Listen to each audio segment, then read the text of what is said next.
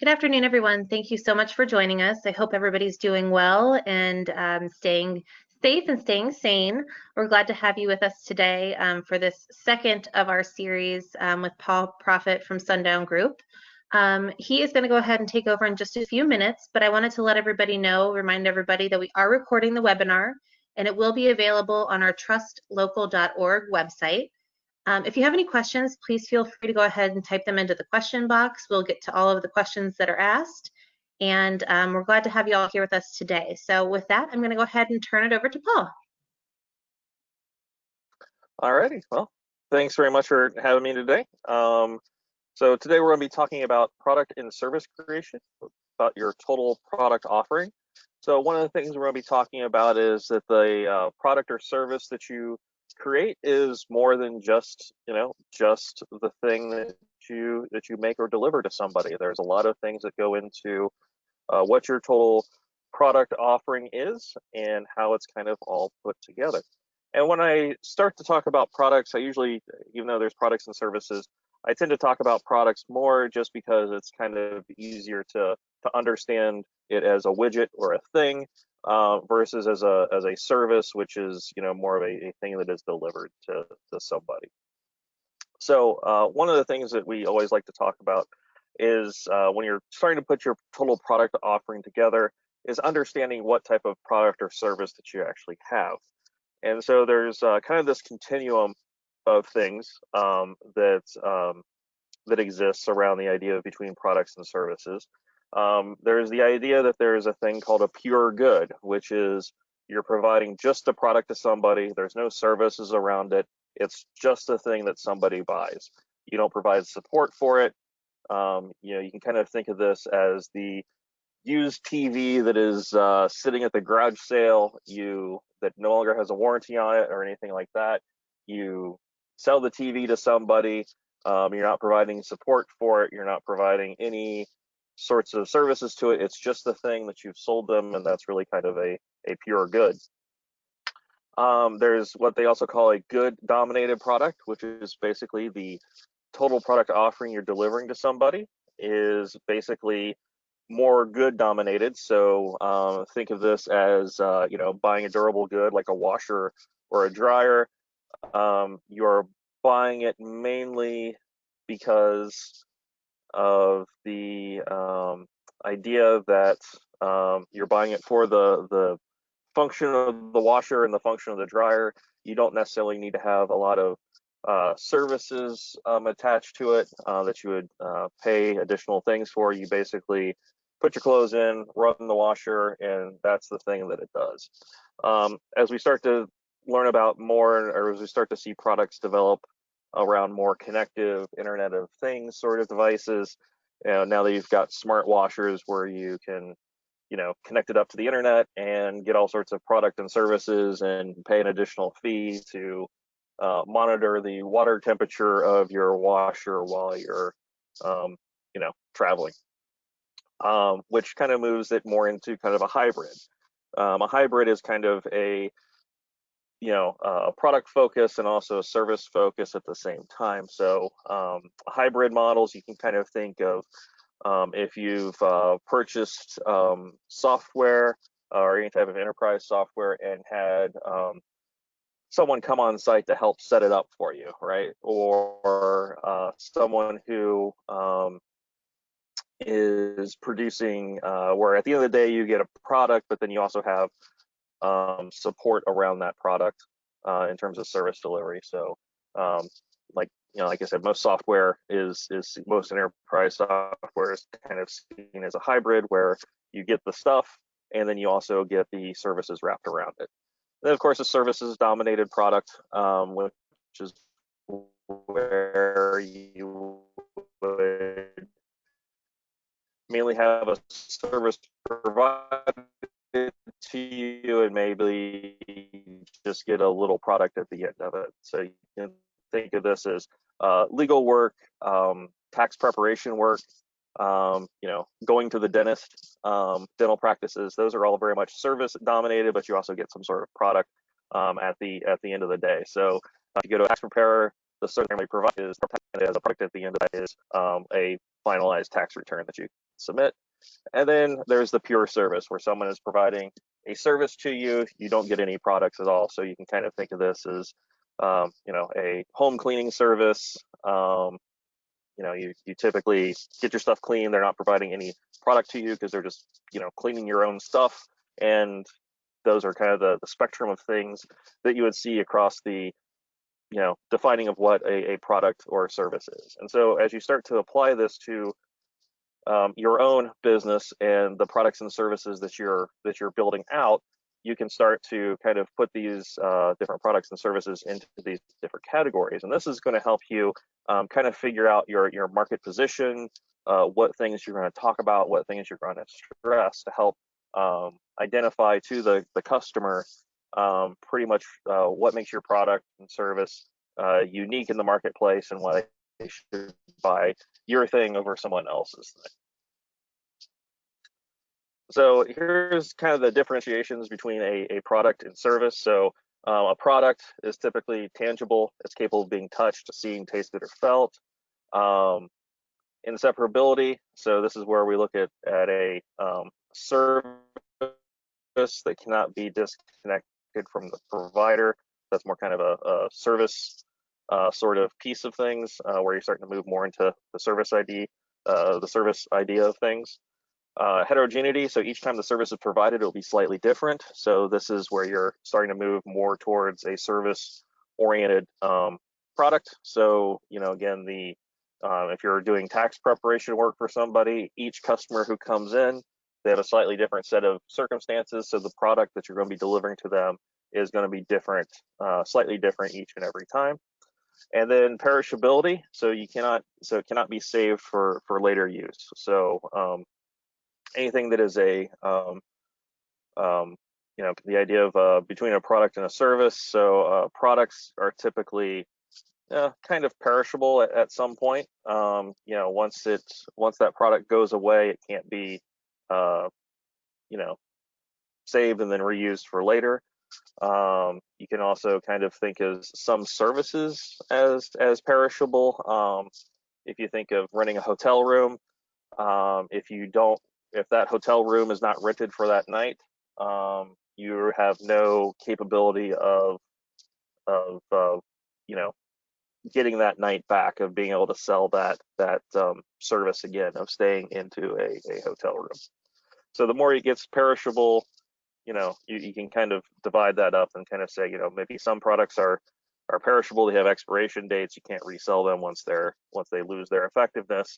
And then even some services you can also characterize as perishable, and to what extent and under what circumstances. So these are some ways that you can kind of help figure out where your products and services kind of lie on that continuum of pure product all the way over to pure service. So one of the things that you want to look at when you're doing the total product approach of putting things together is that if you're going to be, like I say, most of our businesses are somewhere on that continuum. Most of us don't sell pure products. Most of us don't sell pure services. We're somewhere in the middle. So where we kind of start off with the product approach is we want to really look and identify what your core product is. So a basic description of what the product is, what it does. And then what you also want to do is, once you get that definition put down of what your core product is you want to talk about your augmented product. So that's the core product plus the features that tend to differentiate it from the competition. And so those differentiating things from that core product. So if I am selling tennis shoes, right? And a tennis shoe is just a tennis shoe if you describe, what the core product is. So foot covering that lets you run faster and jump higher, right? But the augmented product is all the things that wrap around beyond what that core product is. So you would be talking about brand names, right? So there's the brand name of Nike has a certain thing that signifies quality and certain prestige and things like that other brand names that show up in discount stores, they have less of a signaling thing of quality, right? You can't charge a premium brand for fake Nike shoes versus real Nike shoes, right? You can also talk about quality levels, right? You know, getting a pair of shoes from Prada or slippers or anything like that, or from Coach, is seen to have a higher quality level than getting the slippers that look very similar in terms of styling, different fabric, from Walmart, right? So there's different quality levels that can talk about your product. Packaging, to signify kind of higher end products, the like the Apple iPhones and things like that. Those are, there's lots of packaging material. It's very precisionally put together. The packaging is thick. It's got some heft to it. So that's a signaler of a higher quality product. Whereas if you, package the cell phone in a clamshell case that hangs on the store shelf, that definitely kind of signals a little bit of a lower quality thing, because you just put it in that clamshell packaging and hung it next to the calculators, right? And then also specific features of your product, of why it's better than the other one. This T-shirt comes in 500 colors, whereas our competitor's T-shirt only comes in 2, right? So you're talking about features that necessarily don't enhance the core functionality of the product or the service, but that they are features that people care about. They care about variety, they care about different colors, they care about things that meet their style, right? So those are things that would go into talking about your augmented product.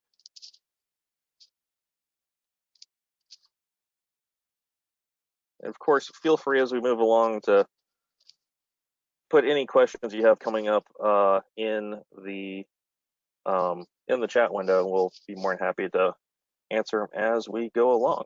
So if I don't cover anything clearly, or anything pops up, just feel free to shoot a question into the question box. All right, so here's kind of a visual of what I was kind of talking about. So you've got the core product, that's the thing, and then you got the augmented product, which is all the services and ancillary things and additional things that which makes your product that much better, right? So I'll go back to the washing machine example, right? I need a washing machine to wash clothes in. I can buy a Maytag, or I can buy the the white label brand that is sitting at Home Depot, right? Maybe there's something that the Maytag brand, I recognize the brand because they spend money on TV advertising. They might have a different warranty that they provide that's better than the store brand one, and things like that. Those are all the augmented product features that might make me want to say, I want to buy a Maytag and pay that additional cost for that, versus going with the white label no name product, warranty and name recognition and all that fun stuff. And what the core product plus the augmented product, that builds around into the total product of what you would be selling to an individual. So the total product, so again, as we kind of talked around, it's the entire bundle of products and services that you offer.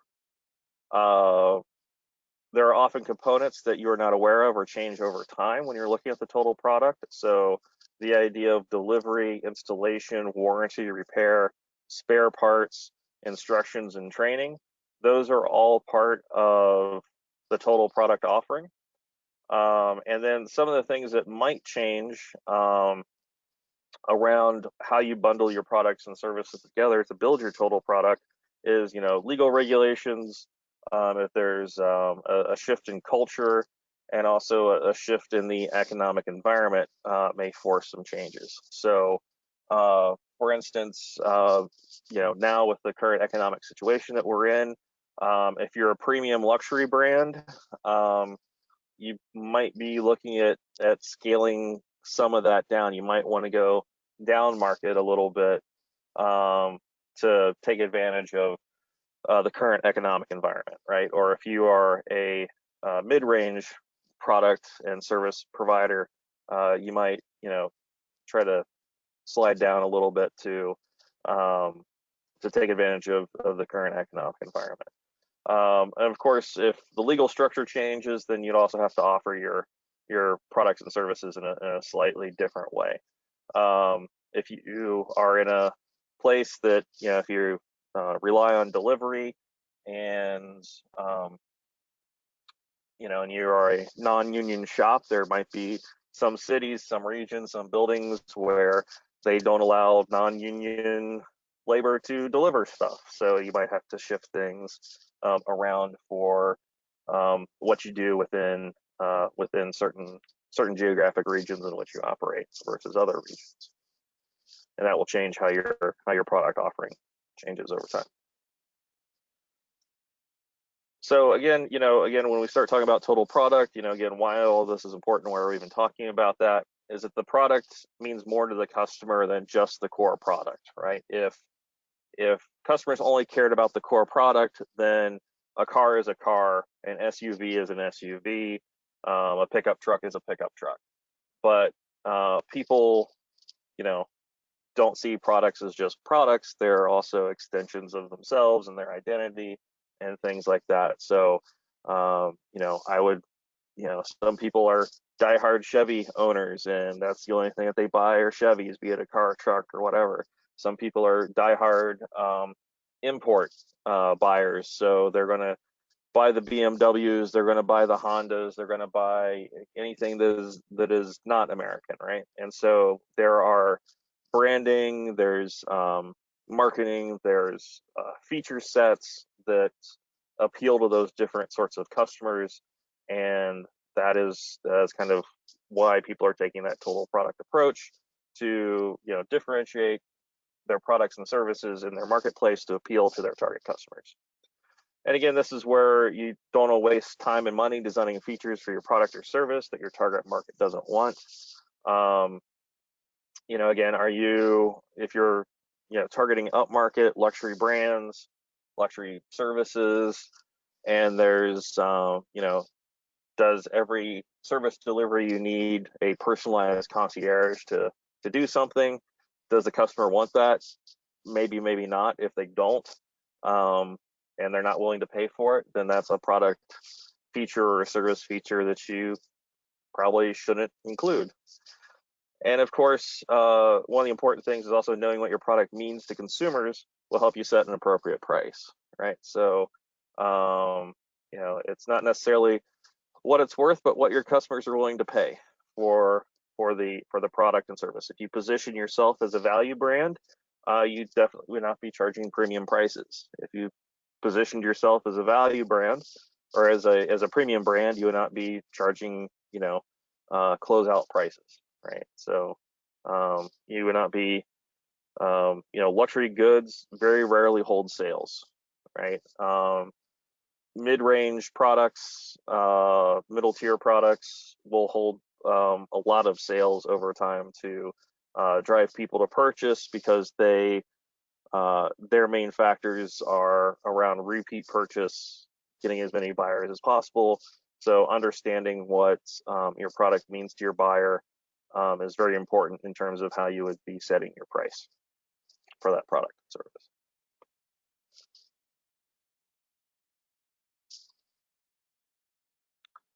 So as we go in a little bit more, when we start talking about the product development process, and this is also the service development process as well. Again, I usually like to talk about products because it's a thing that it's kind of easy to imagine and have examples on. But when you're starting to think of developing a new product or service, it really kind of goes through these different phases that you think about. There's the idea generation, the source of business ideas. Again, this is where you're starting to talk to your end users, your customers, salespeople, doing market research, seeing what your competitors are doing to come up with a different way of doing something, right? So Quiznos had the innovative idea to put a toaster oven in their sandwich assembly line, right? And they took business away from Subway for a while, until Subway found it very easy to add a toaster oven in their assembly line as well. So the idea that they did market research, they're like, people like warm sub sandwiches, and they like speedy fast food. Okay, great. So the idea for Quiznos was put a toaster oven on the line, right? Something as simple as that. Then they do the idea screening for the potential business. So again, um, this is where you start to take that idea, start to put it through a process for some business rigor. So again, is this idea, does it fit with the objectives of the company? Are you going to get a sufficient return on investment that meets your needs? Is there a good fit for the different other products that you're putting together? And are you on trend with the market, right? You don't want to be coming out with you got a great idea for a brand new buggy whip, and you make technology products, right? So not a good objective fit, probably not a good return on investment, probably not a good product fit, and the market trend is not a high demand for buggy whips right now. It's a very niche market for a certain group, but not a broad market. So great idea for your innovative buggy whip, but probably not an objective fit if you're making cell phones, right? And then you go through your idea evaluation, your feasibility study. So this is where you do some concept testing. You might do something around service delivery in a small market. You might test it out with a few people or a small group of customers, see how it works. Does it look like it's taking off? And especially if you're in the prototype or in the product development stage or even the service development stage, that's when you build out your full kind of prototype, and then you kind of move into your test marketing phase and kind of say, all right, let's really put some take a large enough sample of our target market, of our current customer base, so we can get a good statistical read on, does this new product or service actually do something? And then the commercialization factor. So that's where you go in and say, all right, how am I actually going to get this thing into market? What's it going to take for me to produce it? And then what's my product launch or my service launch sort of plan to get it into the market and get things to really kind of take off from there? And again, all product life cycles, when you're doing product development, kind of follows this sort of sales cycle. This is really the product one. So you have introduction, and over time, your sales increase. You get more efficient at producing it, so your profits get better. You have higher margins over time. And this product life cycle is different based upon what industry you're in. If you're competing with Murphy's Oil Soap, they are in the mature to decline phase of their business life cycle, and it's been going on, and they're in the mature decline phase for the past 50 years, right? Whereas if you're a high growth technology company that's making the latest, greatest cell phones, you've got basically a 6 to 18-month window of when your product is introduced before it all the way hits to decline, and you need to roll out with your brand new, faster, better, bigger cell phone.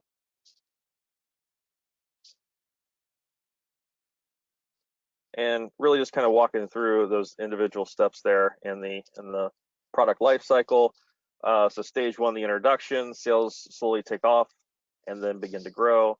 You have to build brand awareness around this time period, letting people know about the product and service. So your costs are pretty high. You're spending a lot of money on marketing and advertising to get your name out there. You want to talk about the relative advantage your product has over the competition. You also need to market to any middlemen that can help, amplify and get your product into market.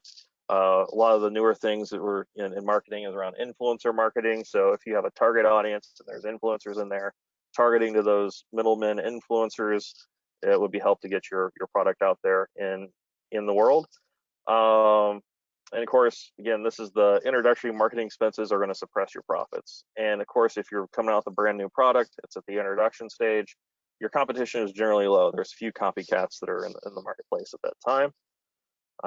When you hit the growth phase, there's a whole book called Crossing the Chasm, which is around going from your introduction phase into your growth phase. And that's a big jump. A lot of products and services kind of fail from the introduction to growth phase to have a fully sustainable product rollout.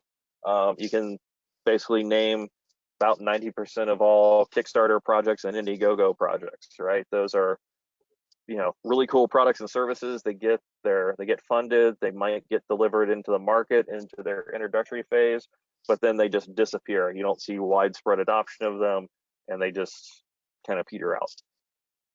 So if you're able to cross that chasm and get into the growth phase, basically you see the acceptance of the product increase rapidly. Advertising and promotion becomes much less critical because you've got people buying it, you've got word of mouth, you've got kind of that word of mouth marketing that's helping things out. You're getting potential PR and press. Again, the goal in this time is to maximize your market share, so get everyone buying as much as your stuff as possible. And of course, because you're spending less money on advertising, you're getting much better at making the product. You're able to do larger orders for the raw materials to make your product. It becomes much more efficient, so you can also give a little bit of a price break when things go into the growth phase. When you move in the maturity phase, the sales will level off and start to decline. Profits are going to follow suit. You're going to see a lot of competitors getting in there, and then you start to look at price competition begins to rise at that point. So it becomes kind of a race to the bottom at the maturity phase. And one of the ways that you can kind of get around that is that advertising will start to suggest new uses for the product. You see this a lot with drug companies. You find new uses for the drug or reformulation of it once it gets done with its kind of core phase, and once those things start to decline. And again, as I mentioned before, Murphy's Oil soap product can stay in the maturity stage for a really, really long period of time out there. So if it's a commodity good or something like that, it can be potentially a maturity phase for a long time. And then of course decline. So decline can be slow or fast, steady or unsteady. It can come from introduction of a new technology. May also be caused by a shift in consumer preferences. Sales and profits fall during the stage, and advertising and promotional expenses are usually nearly eliminated at this point. I think the prime example of this would be video rental stores. Right, so they've definitely hit their decline once broadband had a good penetration into all the markets, and streaming services became widely available and relatively cheap compared to your average Blockbuster membership. And of course, services go through the same 4 stages, but services are a lot easier to extend the life cycle and virtually eliminate the decline stage of a service, because you can basically make tweaks and changes to those services on the run. So basically, if you roll a new service and then you make tweaks to that service, you basically have a new life cycle with each sort of tweak that happens. I always look at this as gym memberships, right? So there's always new packages of gym memberships, right? There's new bundles, there's new product features, there's new things. Sign up at this level and get 2 free Zumba classes, right? Sign up at this other level, get 4 other ones, and here's the basic level, and just show up and you get no trainer, no nothing, and it's just you get run of the gym, right? So you can constantly keep tweaking your packages and service levels to basically extend that service life cycle, the length of how long your service exists, right? You can add in something new each time competition tries to do something. You can make a tweak on that and extend the life cycle of that business or that product service. So here's the service life cycle. So basically, you have your initial service bundle. It starts to hit the decline phase over here, and when you start to see it peak, you're like, I should probably make a tweak to it and have that ramp up. I'm gonna make another tweak to it. I'm gonna make another tweak to it. All right, so you can constantly keep kind of rejuvenating the service life cycle as time goes on, as long as you keep innovating with that service and making it on market, on trend for what your audience actually wants. All right, so that's the product, total product offering sort of bit of things. What we're going to get into next is, this is part of the total product offering, but it's a component of it, which is pricing.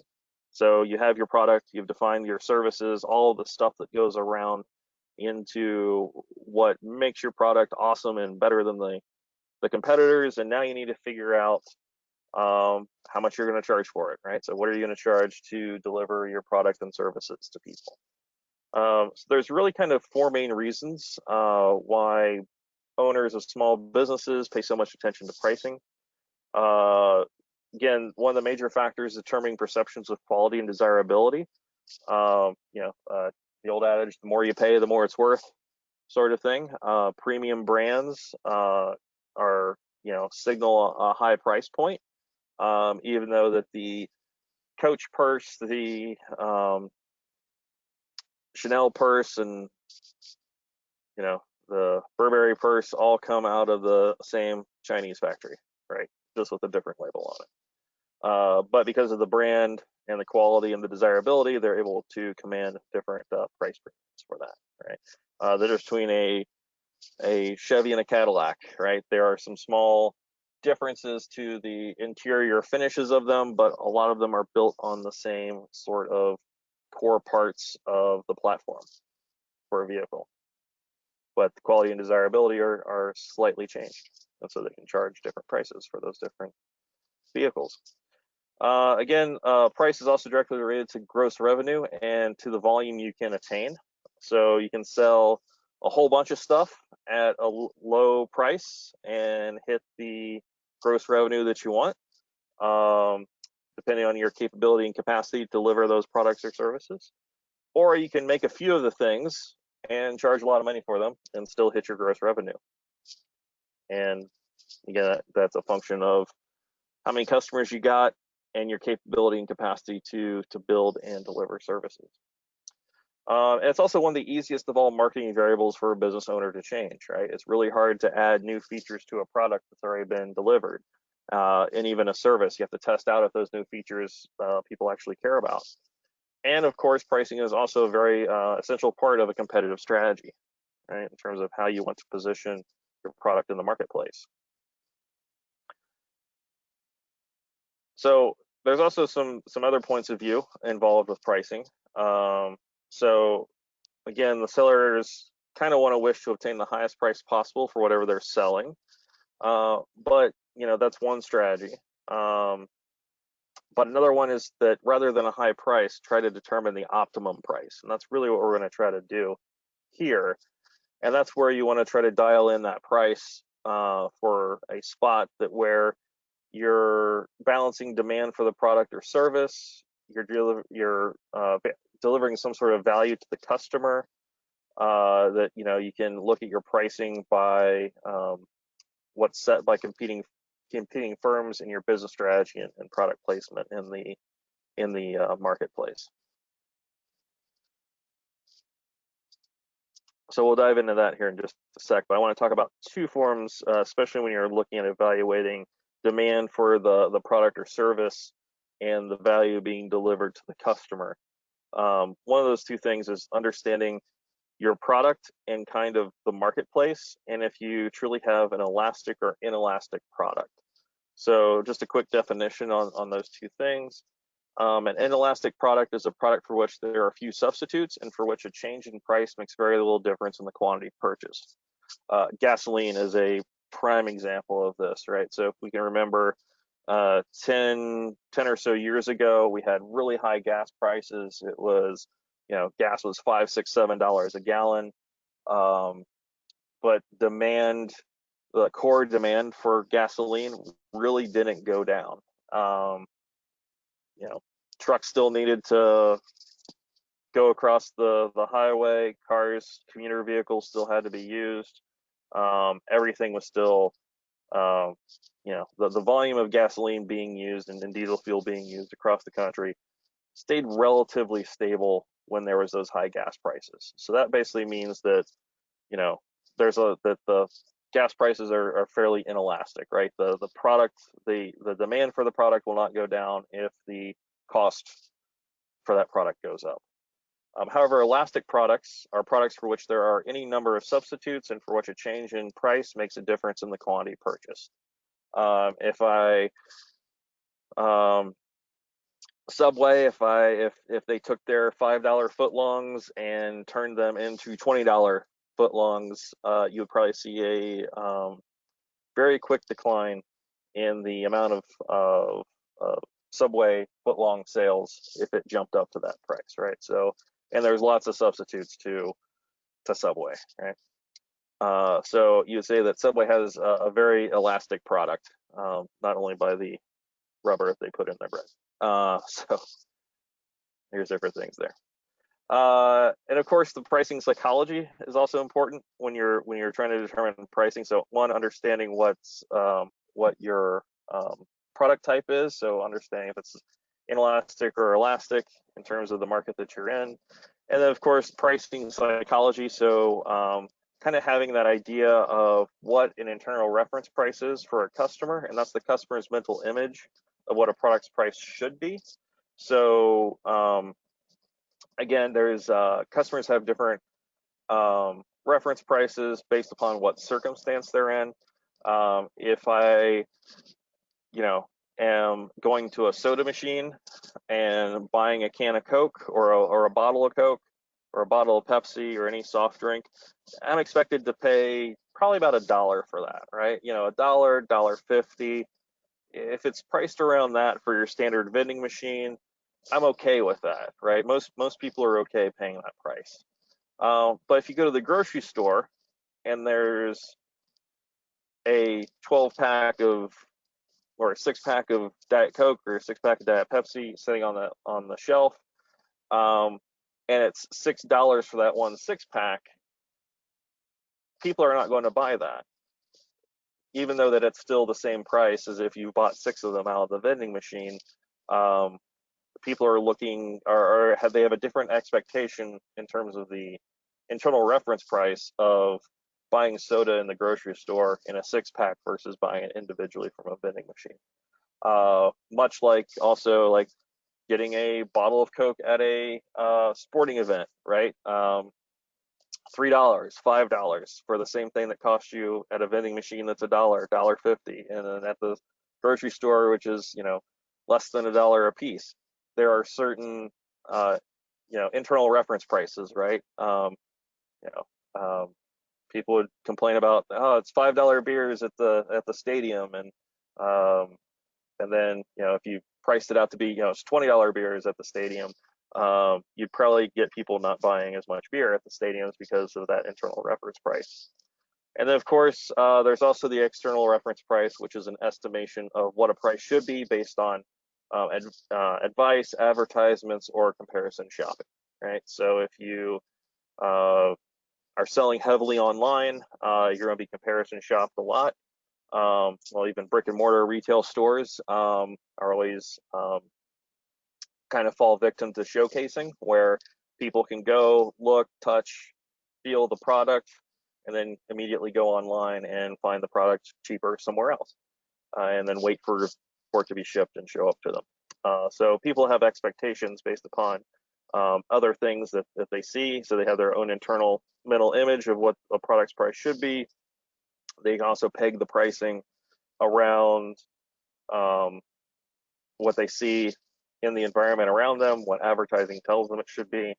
And then also consumers also have a price range of acceptability. And I kind of mentioned this when looking at the grocery store option versus the soda pop option, or the vending machine option, and the in-stadium option, right? So there's a price range of acceptability, right? So you show up to the vending machine, it's between 75 cents and $1.50. Okay, yeah, I'll pay that. But if that vending machine was, $5 for the same bottle of Coke that I was getting from other vending machines between 75 cents and $1.50, I may not do that. So it's no longer in my range of acceptability, so I won't buy the product.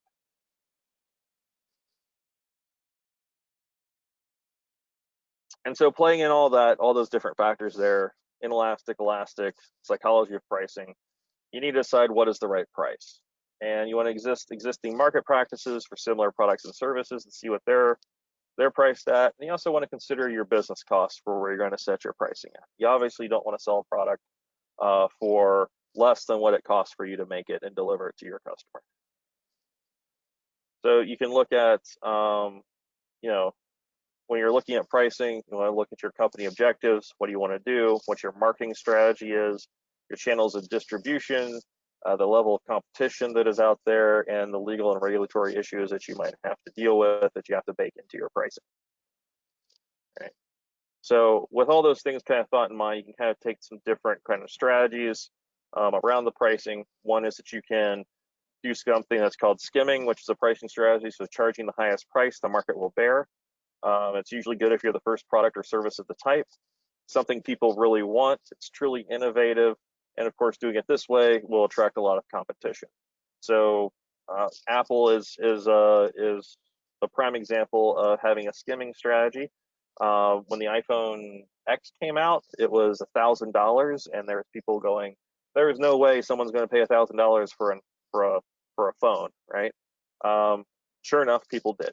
And so they basically set the new standard, right? So a lot of the newer feature phones now are $1,000 plus, when there was kind of this unwritten rule that you can kind of bump up to the $1,000 mark, but if you exceed it or if you get too close to it, no one's going to buy your product. But Apple kind of took that skimming strategy and was able to basically charge the highest price the market would bear for that new product and service.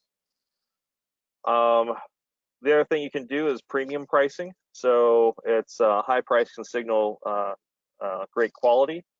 And again, like I said, the more you pay, the more it's worth. Impression that more expensive has to be better than less expensive. And the item can also be considered a status symbol, right? So it's something where you're not necessarily charging the highest that the market will bear, but you're signaling with your price that you are selling a very good quality high-end product, right? You can see premium pricing differentiation within different chocolatiers, different companies charging different pricing for different levels and quality of chocolate that they make. You can also do odd even pricing, so prices that end with a 9, 7, or 5. You're basically getting over a psychological hurdle of prices that are multiples of 10. Humans are really bad at mental math. So if I sell you something for $19.95, it's not $20, right? But I'm like, hey, that's going to be $20. That already feels a lot more expensive than $19.95, right? Getting over those sorts of things, or it's $9.95 plus shipping and handling. You see all those things that pop up around those odd even pricing strategies that seem to work pretty good on getting people to buy.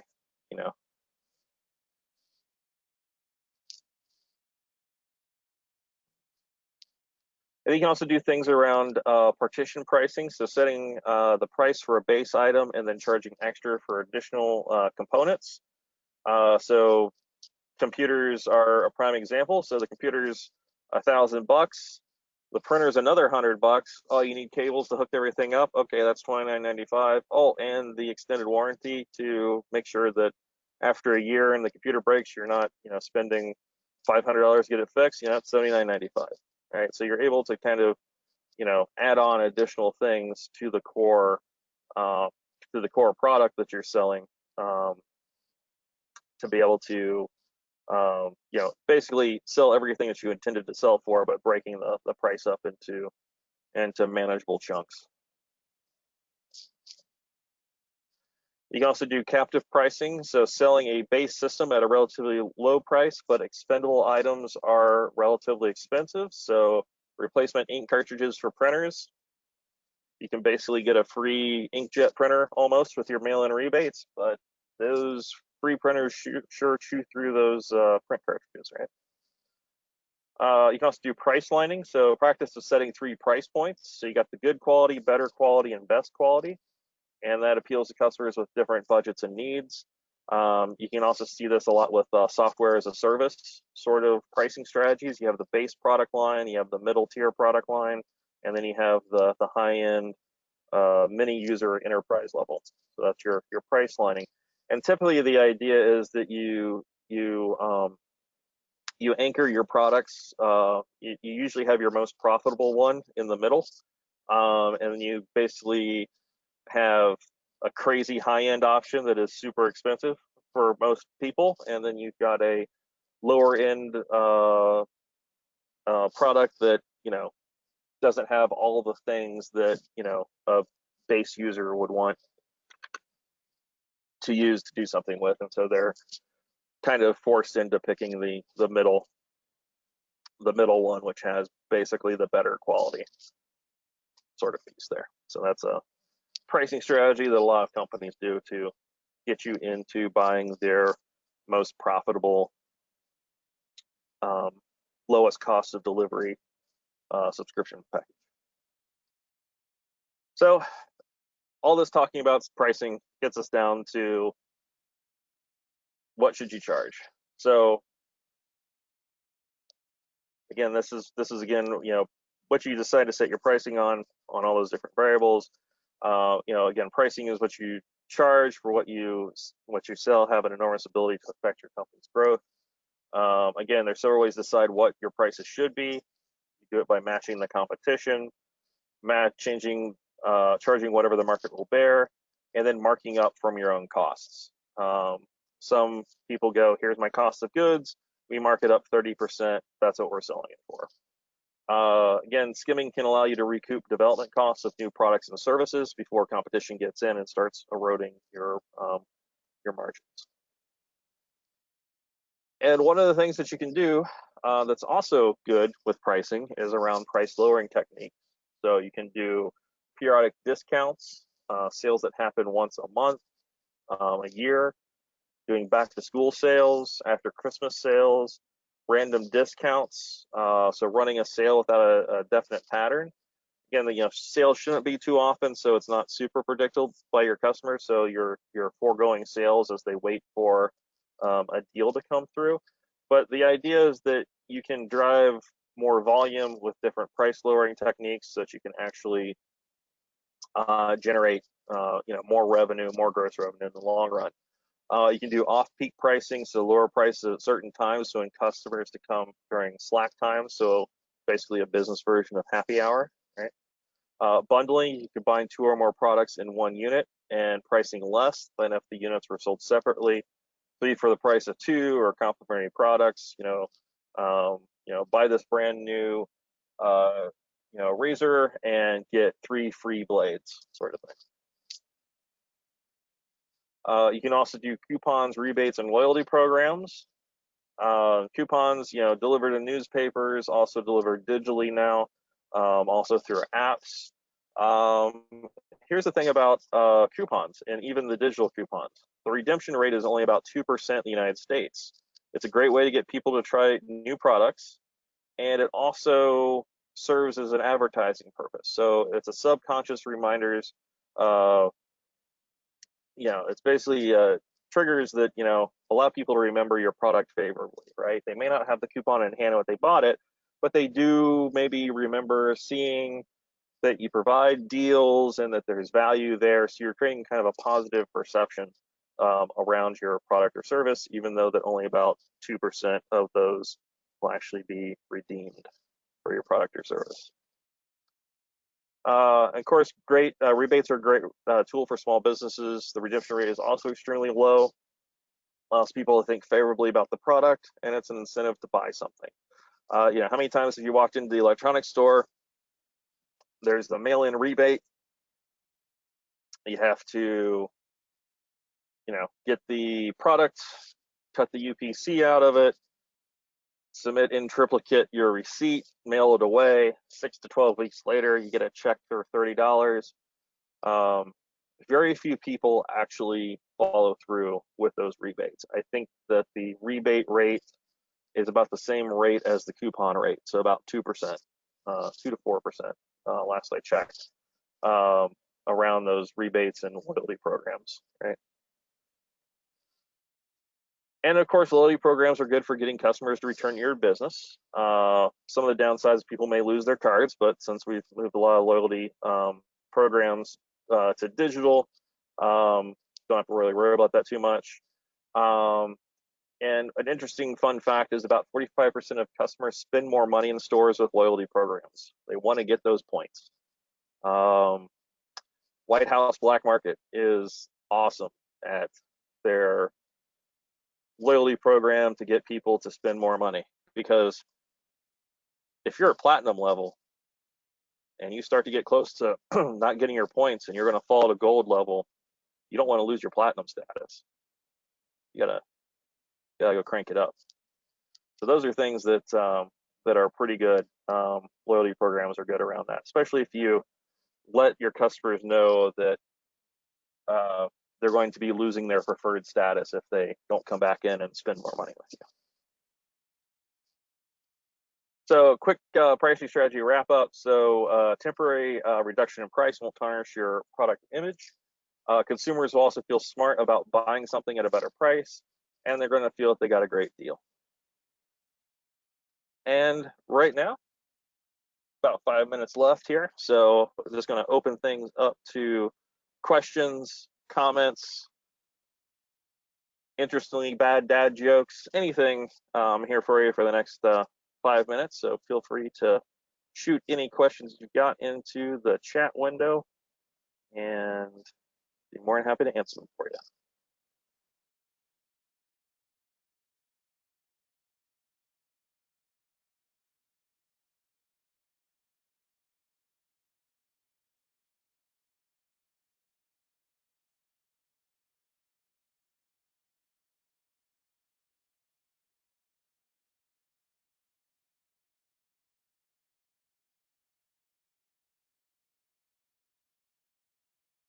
And do we have any questions?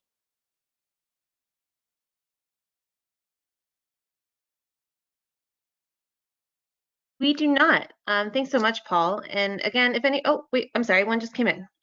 The slides will be made available. If that's okay with you, Paul, we can definitely get those to you, to the participants. Absolutely.